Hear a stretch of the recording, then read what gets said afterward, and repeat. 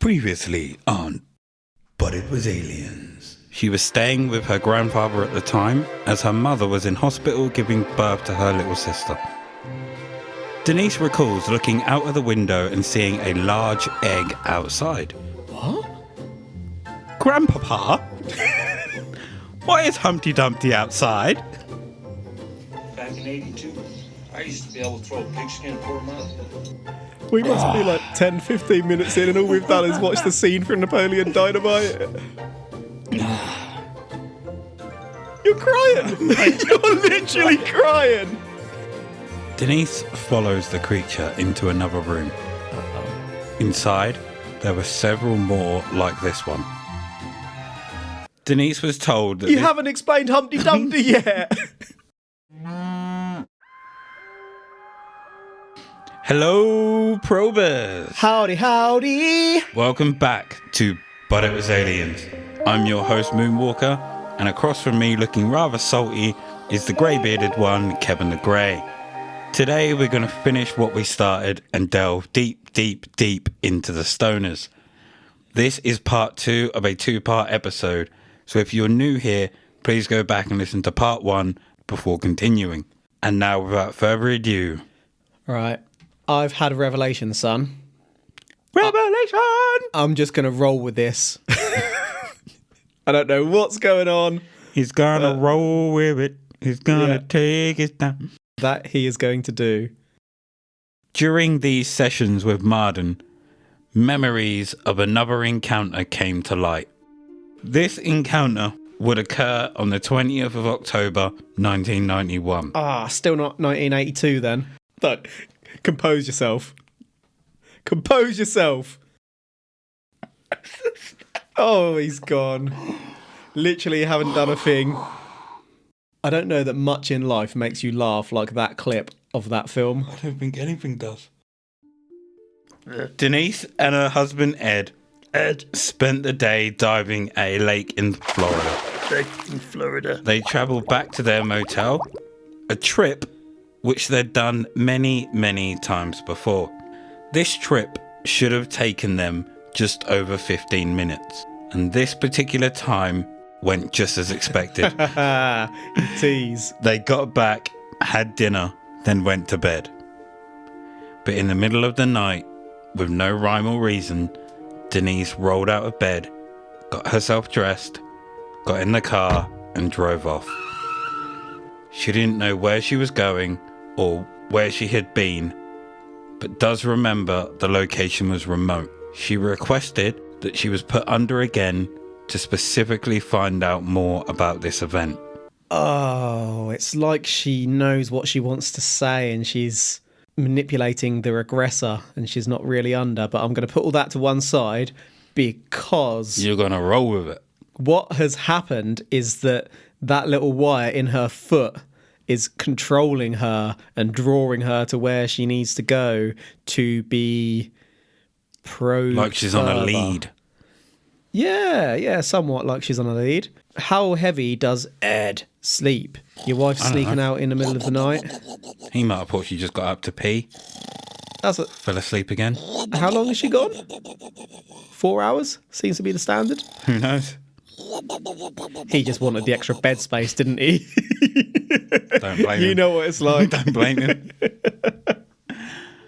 Denise had driven down a dark, dark road and pulled over between two trees. Dark trees. In front of her, she could make out an opening, but wasn't fully sure of what it was. Initially, she thought it could be a truck with a trailer or a water tower. She began to drive slowly towards it. As she did, she noticed that there was a ramp coming from the opening, and atop that ramp was a figure. One of the ones with funny legs, she recalls. Funny legs? Two- The arthritic legs. I'm assuming so. I'm trying to keep up, I really am. I don't know why. 2 small greys were heading her way. They then removed her from the car and took her up the ramp into the darkness. Denise then found herself in a room with nothing but an odd-looking chair in it. Denise then had a dreamy type of feeling come over her. Well, that's better than last time when she was talking about fearing the giant insectoid grasshopper droid. Roger. Okay, I'm just going to check out whatever you've... What the...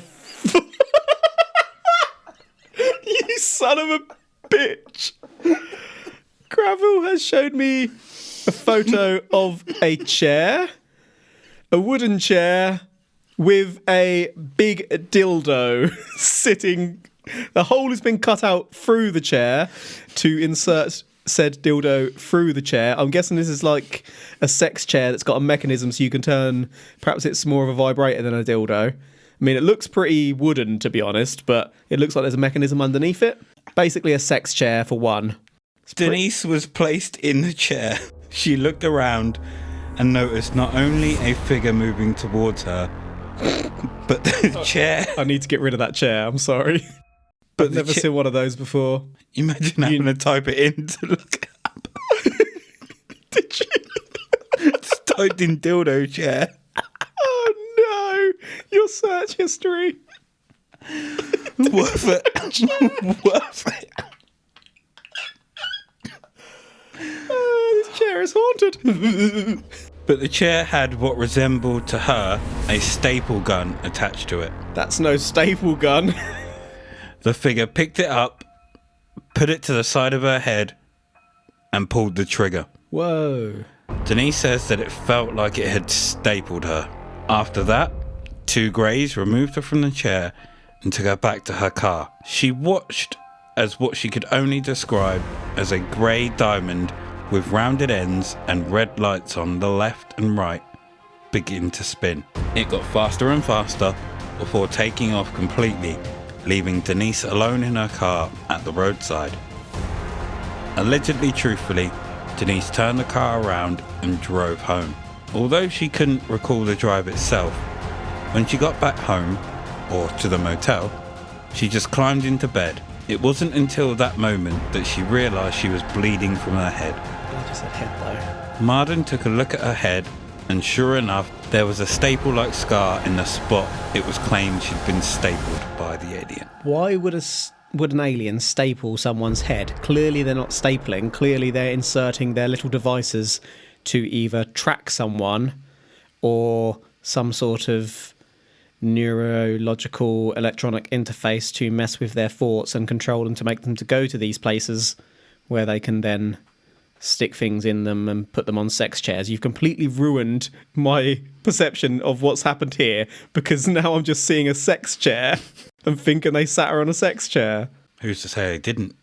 Something else occurred to me. I mean, you're to say whether they did or didn't really. This is your case. Well, shut up and listen. Wait.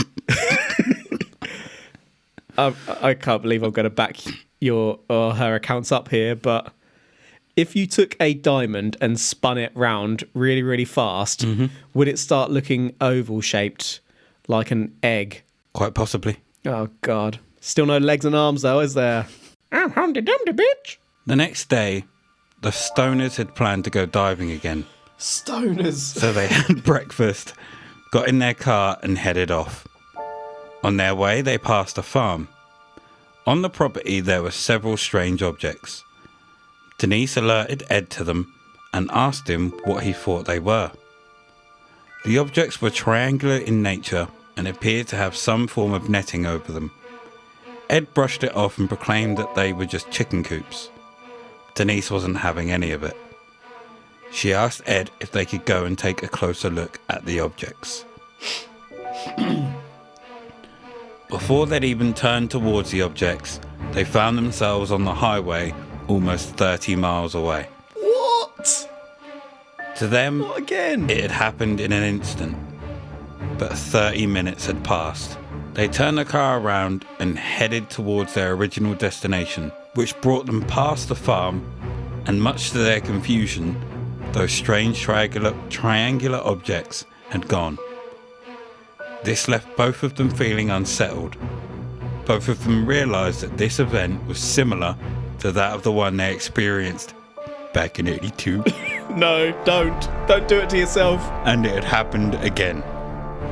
So this was like the event of '82 when the granddad When he threw a pigskin a quarter mile. Granddad did not throw a pigskin a quarter mile. That's what the egg was. He saw Humpty Dumpty outside and he threw in a pigskin.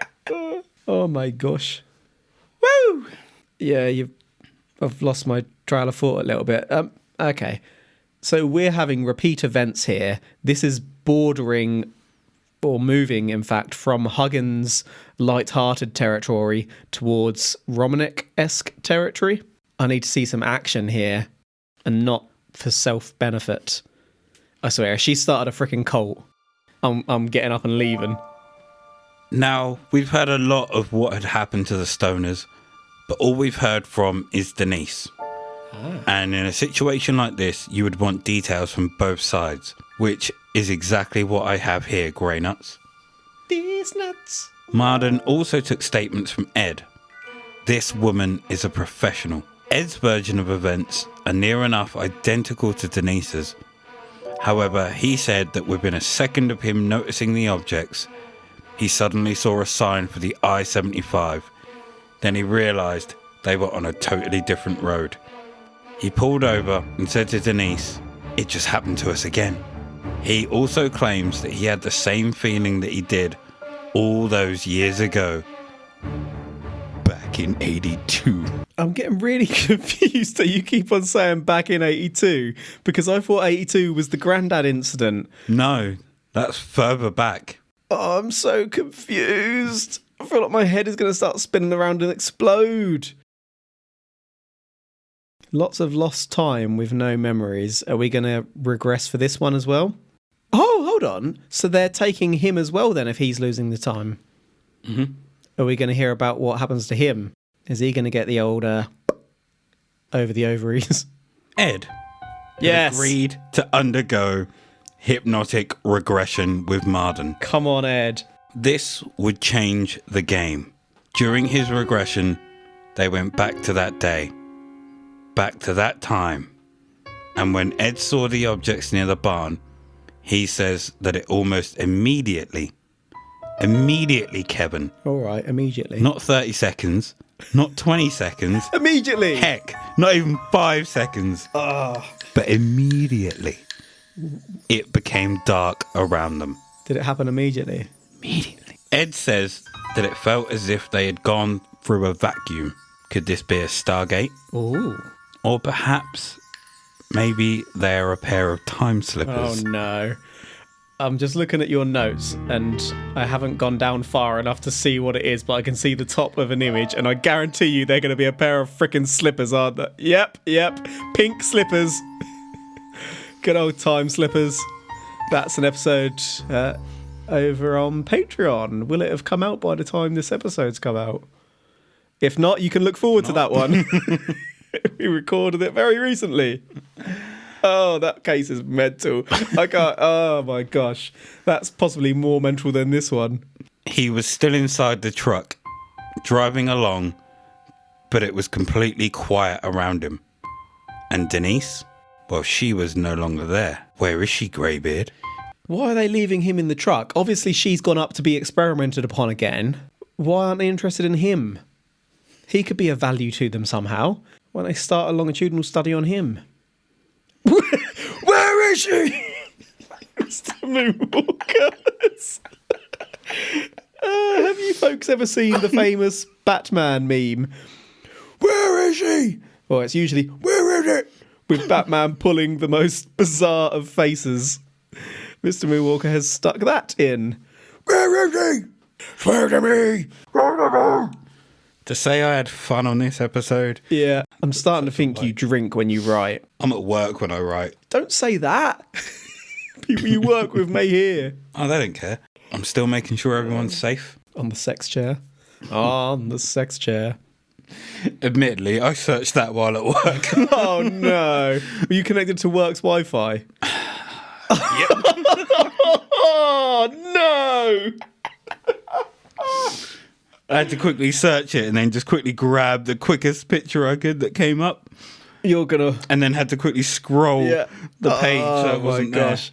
You're gonna like rock up to work next day on Monday and I could be like, can you come into this room for us, please? there. Ed knew he was still on a road, but what road and where? He just couldn't comprehend that exactly. Then, in front of him, he explains that a door opened within the darkness. As it did, a tall, skinny figure walked out carrying Denise in its long, thin arms. It brought her right to the car and literally dropped her into her seat. He's seen them. Ed recalled that he was looking into the alien's eyes as it brought Denise closer. He describes a typical alien grey, but says that the eyes were paler compared to the body. He estimates that they were about 3 shades lighter. He couldn't take in any more detail as the figure returned to the doorway and it closed.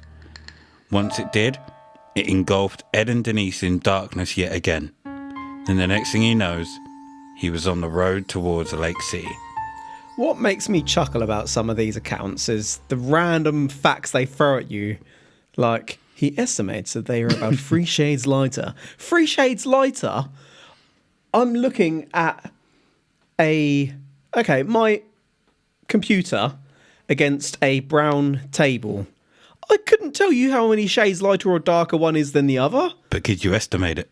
I reckon they're about 3 shades difference. There you go. It's just, why would you... It would never occur to me to give that sort of description.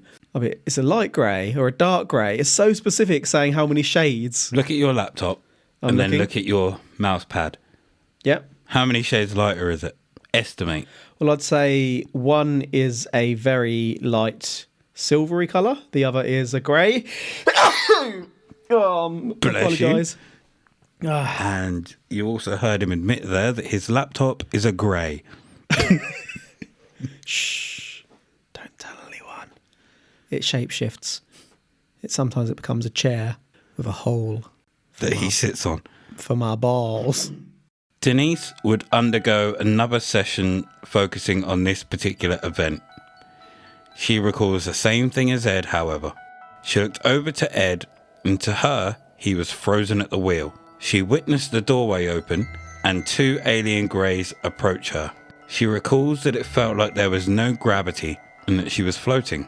The 2 greys removed her from the seat, and then she would no longer see the car. Marden asked her what happened to the truck, and she explains that the greys sent it away. In front of her was a triangular craft, and she was being led to it. Marden asked her if she knew where they were taking her. Denise replied that it had something to do with the thing in her head, as the alien with the funny legs was examining her head where he'd shot her. Crazy legs. Whilst being examined, she was assured by the alien that she would soon be returned to her vehicle and that she had no need to be afraid. She was carried back to the car and dropped into her seat. She also noticed that the alien's eyes were pale, and when she looked into them, they appeared to be made up of, and I quote, jillions of little dots. Yep, not millions or billions, but jillions. Sir, Yes? how many is a jillion? 100 billion squillion equals a jillion. Is that legitimate? Yes. How many is a billion Then squillion? the door was shut and the alien had gone. So they didn't stick anything in it this time? That snap back to reality was described by Denise as like a bubble popping. Then they realised they were on the road and heading towards the I-75. So from both their waking accounts and their regressed accounts, both of their stories seem to corroborate each other. So they checked out her head where they'd stuck the thing inside her before, because I'm not buying it as a staple. And they didn't actually do anything this time. They didn't pull anything out. They didn't put anything in. Maybe they were just checking to see if it was working still. Maybe. Some But the maintenance. fact they didn't do much, are we heading towards the end of this one? And like there's going to be a grand finale? Who's to say? Well, you're to say it's your case. Well, if you shut up and let me get on with it. But you just paused to give me a chance to comment, you son of a gun. Son of a Billy Gun. Gun Club Mother Truck. Your favourite. I can't talk anymore. This case has ruined my life. slightly extreme. I'm going to go into work on Monday and I'm going to be so confused. I'm going to quit my job. I'm going to give my clothes to a person by the train station or something. And I'm just going to walk the down, streets. down to the river and just sit there looking out until the police pick me up. What happened? Granville, stoner, dildo chair. These are the two main allegedly truthful events that transpired from the regression therapy. But they aren't the only ones. 2? You've given me about 12. More from Denise's childhood was revealed in other sessions that may show that not only has she been abducted multiple times from a young age, but also that she may not be the only one in her family. Was she not related to Betty Hill? That was the investigator, Marden. Apologies. When Denise was 2, she woke up to find her baby sister was missing from her crib. This didn't only happen once, but happened on multiple occasions. Her parents began to notice and thought that she was escaping herself and wandering off downstairs. Maybe she was. Denise's dad would place a wooden plyboard fence around the crib. Denise knew this wouldn't work though, because she'd seen her get taken by the figure in the robe. Because her sister never came back harmed, Denise didn't say anything to her parents. Right. I'm just going to brush past the fact that figure in a robe sounds creepy as funk. And I'm going to move straight on to my other thought. Is this like a Schrodinger's cat experiment type of thing? Where you put the plyboard fence around the crib, then you don't know if the child's alive or dead inside? No. Good. Just wanted to clear that up. But, I mean, it could be, couldn't it? Once you've put that round there, you don't know. On another occasion, Denise found herself in a park. This was several years later, which unfortunately doesn't give us an exact age for Denise at this point. As she scanned her surroundings, she noticed a tall, thin man standing behind her. Please don't be in a robe. She also described that this man had a large head and a device on his arm with a tube which dripped strange fluid. Peculiarly specific. Scared, Denise began to run. As she did, she caught a glimpse of the figure's arm extending to her shoulder as he gave chase. Frickin' Slender Man! She managed to run a short distance before the liquid from the tube was dripped into her ear, along with a message telling her they'd now be able to track her as she got older. You don't want things dripped in your ear, do you? Then she awakes to the sunrise in her bed. She knew, however, that this wasn't a dream. This is the part of the probe where we turn to science and skepticism. Is it actually? However, I have less science here.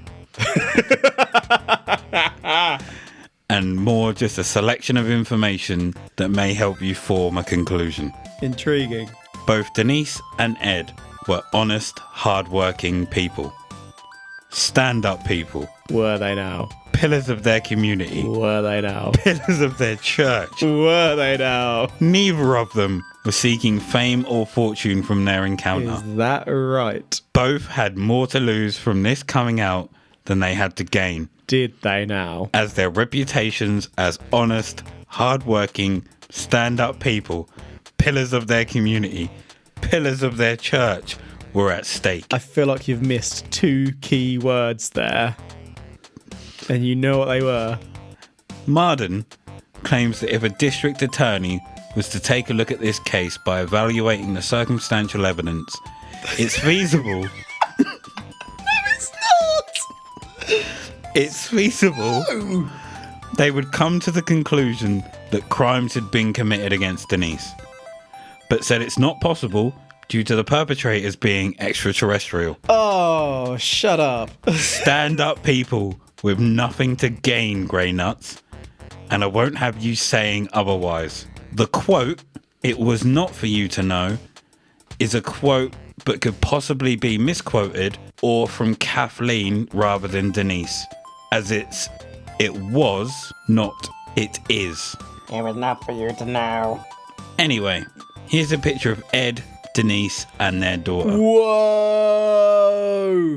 That is an interesting moustache. It's like a moustache with... If you could take the haircut curtains and turn it into a moustache. That's exactly what it is. That is exactly what this moustache is. It's got like a little line down the middle with no hair, and then the moustache goes out on each side and sort of hooks round. Wow. How has he stopped it growing in the middle? Incredible. The child is not looking at the camera. Both the Ed and Denise.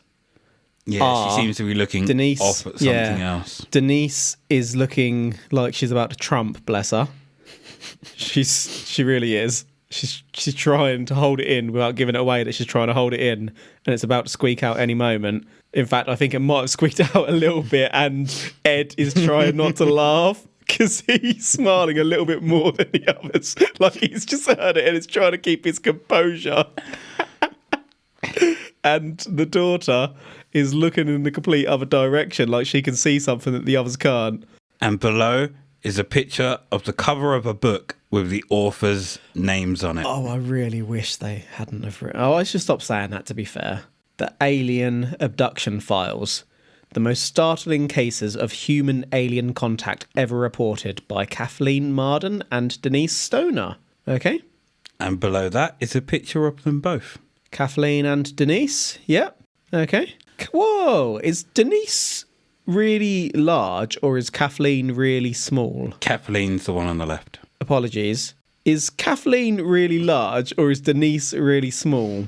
Because there's a very... And I'm not talking like weight. I wouldn't want to go down that road. I'm talking height here. Just there's a substantial size difference between them. Like one could be a giant in comparison. Almost as if one has a round head and the other has an egg-shaped head. Wouldn't you say? I've had enough of eggs. just don't do that to me again. These sessions took place in 2011 and the book was publicised in 2013. I'd also like to tell you a few things about Denise. I'd like to listen to a few things about Denise. Denise worked with Dr. Bromack, learning hypnosis, pain management, smoking cessation, and past life regression. It's possible that the seed was planted during either studying with or a session with Bromack. Son of a bitch. According to Amazon, Denise Stoner's involvement in the UFO field spans more than 20 years. She is director of the Florida Research Group affiliation of the UFO Research Center of Pennsylvania. UFOCOP. UFOCOP?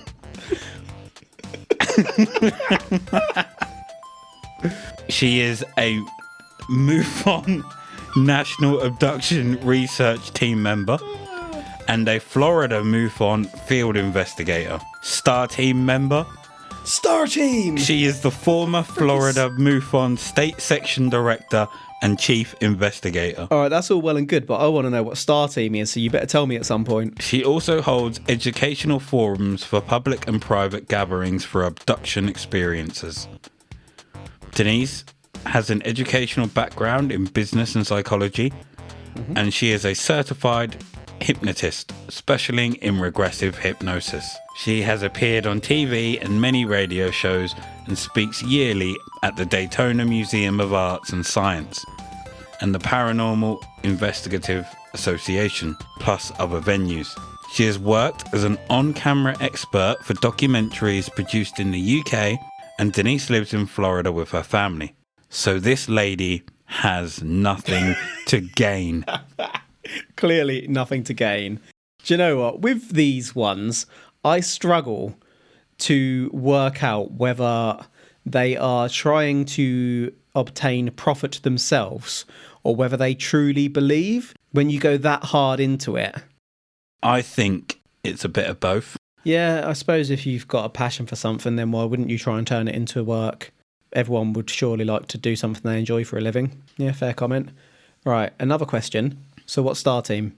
You can't put Star Team in your notes and not tell me what it is. I have no idea what It Star sounds Team like is. some sort of Maybe that could be another probe. Pokemon League team or something. Star Team. We need to recall that and we need to write it down and find out.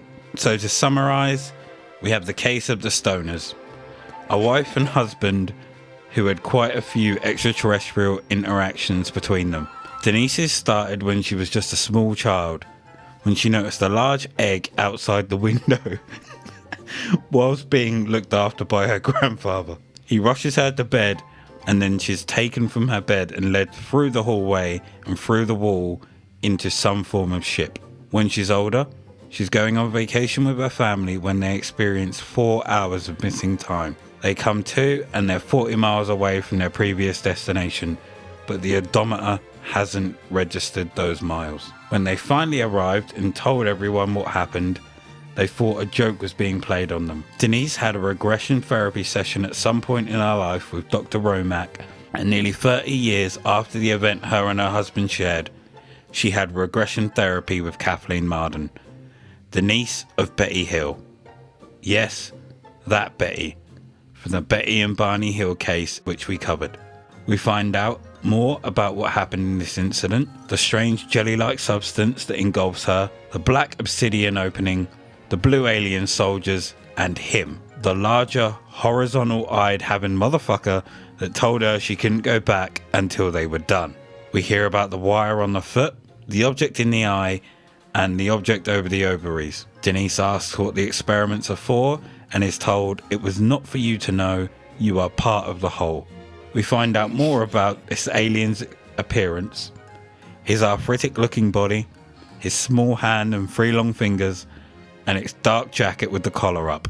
In her next session, we find out about the craft and how it's more of a living organism, and that it's responsible for getting the aliens to Earth, and that it possibly looks like SpongeBob on a pole. I'm so very sorry to interrupt you during your summary. Usually I'd wait, but I'm worried I'm going to forget. When you said you're part of the whole, I thought you meant H-O-L-E, as in bumhole, not W-H-O-L-E. That completely changes the context. I was so confused when you said they're part of the whole. Apologies, I just wanted to drop that in.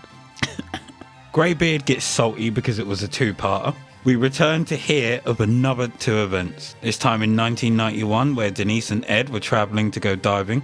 First off, they've been out diving and then went back to the motel and had dinner and went to bed. Denise had other ideas, as for some reason she got up, got dressed, and drove to a secluded road and stopped between 2 trees. A ramp appears in front of her with a figure at the top. 2 small greys take her from the car and they head towards the ramp. Next she was on a ship and in a room with a single chair, which she was placed on. An object which resembled a staple gun was placed against her head and she was shot with it. She's then taken from the chair, placed back in her car, and she turns around and drives back to the motel. She had no idea what had happened, but knew when she got into bed that there was blood coming from her head.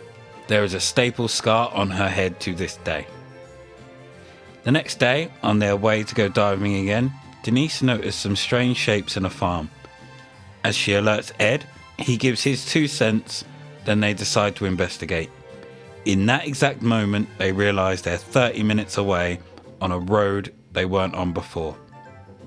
They turn around as they've now passed their destination. As they pass the farm again to get to their destination, the objects had gone. During regression therapy, we hear both of their accounts of what happened. Ed recalls they're in pitch black and Denise is gone.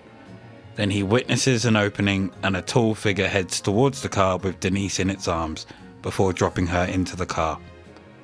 Denise's account is that they were in pitch black and that Ed was in a frozen state. An opening appeared ahead of the car with a figure illuminated by the light. Towards her came 2 small grey figures who removed her from the car and took her towards the opening. She says that she looked into their eyes and they had lots of little dots that looked like jillions of stars. The car door shut and instantly they were on the road, but not where they'd been taken from. These were the main incidents. We then briefly cover instances where her younger sister was taken and that Denise didn't tell her parents about it. Not because she was only 2 at the time, but because her sister was brought back unharmed. Incredible memory. Also, there's an occurrence where she's suddenly in a park and runs from a tall figure, only to have strange liquid dripped into her ear and told she can now be tracked. before waking up in bed the next morning. In Science and Skepticism, we find out both Denise and Ed were honest, hard-working people, stand-up people, pillars of their community, pillars of their church. Marden claims that if this went to court, Denise would easily win and that this would be classed as abuse towards her. We find out that they weren't seeking fame or fortune.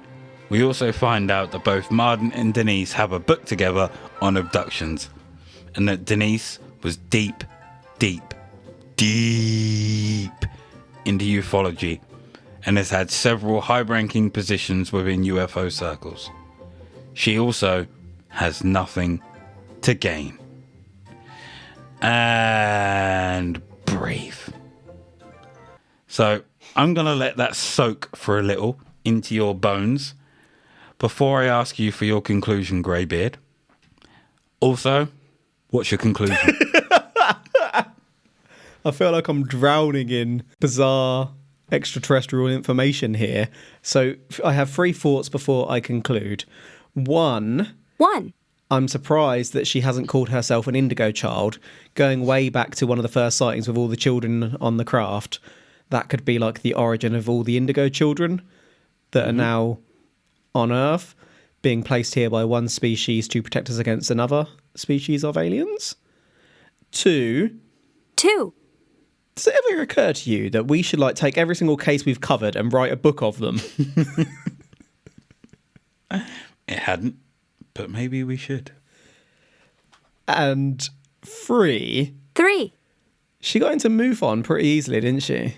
Do you reckon if we applied, we'd get in? Genuinely. With this show being out there, if we applied and they were able to go and listen and be like, they say everything isn't aliens apart from 2 cases. The UK version of MUFON. UK sector. Is there not a UK sector? There might be. Just never heard them brought up in a case. Yet. Shall we apply and see what happens? Let's. Do we do it under our real names? I reckon you should go for Gramble Mibbins. See what happens. Let's go under our Mib names. I'll go for Greybeard Mibbins. Your name is Greybeard? Moonwalker What? Mibbins. Okay, so time to conclude. I feel like they've pushed a little hard here. That's an awful lot of accounts. Many accounts, and I feel like we've only just scratched the surface of all the stuff this lady is spouting. I thought you were going to say many moons. No. I think I made the point a little bit earlier in that it's hard for me to determine as to whether the people who are so intense with their claims and of whom there is such a frequency of claims as to whether they are legitimately believing their claims or whether they're sort of making a bit of a circus about it. It might not even be for money, it might be for fun or just because it's an interest to them. I'm struggling to decide on this one whether they really do believe. And of course, we've covered previously that regression can give you memories that didn't actually happen. It's kind of a forum for your mind to expand and create its own stories. So I'm not saying that it was aliens, unfortunately, but I'm on the fence as to whether this person is spouting bullshit for financial gain or whether they genuinely believe and have had some sort of neurological activity making them lose time, or maybe they're just remembering things incorrectly. They've had regression therapy, or it may have even been that they've had regression therapy first for some other purpose and it's kind of implanted these thoughts in their head. What say you, sir? But one more thing, sorry. This was frickin' bonkers. My gosh. So, yep, I agree. This was fucking insane to go through. There were so many times I thought I was done. There couldn't possibly be anything else. Then, nope, there was something else. Yeah. The problem I have with this is that at no point did I ever believe it. I don't know if that's because I've become more and more jaded the more we've done. You really have. Or simply because I just didn't find her believable. we have the regression therapy, and most of you probers know where we typically stand on that. But there's memories here that are with, like, all things that happened when she was 2, but there's no, like, logic to them. Like, a 2-year-old remembering all this is That was my insane. other point. Yeah, I was going to say that. What can you remember at 2 years of age? Nothing. It's bonkers. I'm sure your pathways in the mind haven't even developed at that point, and all the branches are all forming, if that makes sense. And there's something I'm going to add here, which like I totally didn't even think of when I wrote this. But she mentions that her little sister kept disappearing out of her crib Yeah. when she was younger, and that her parents thought she was climbing out and wandering off. Mm-hmm. This baby would have been a baby, wouldn't have been able to climb out of the crib. So the fact that the parents just assumed it Yeah, had just that- wandered off, like, downstairs. Good catch. That It's like- doesn't sound like a legitimate thought Sorry, of the what? parents. That sounds like her adding her own. Trying to add something to make it more. Her grandfather puts her to bed when she sees an alien craft outside. If I'm the grandfather at that point, I'm not leaving my granddaughter's side. I'm arming myself with whatever I can. I'm calling the police or anybody to see if they can see it. Now, I know due to the times that might not have been possible, like phones might not have been readily available, so it might not have been that easy to call people, but guarding my granddaughter would be. See, now this grandfather has been through the war, and is at this point he's hardened. He sees a ship outside. He's like, "Well, fuck it." Yeah, but I still wouldn't leave my granddaughter alone at that point. I tease. A lot of it sounds like a mishmash of alien movies and TV shows that have been put together. And also there is a giant leap in time from when this first happened to the regression therapy. The descriptions of the creatures all sound familiar and could have just been spins on designs out there. Like the dark jacket wearing alien could have simply been this.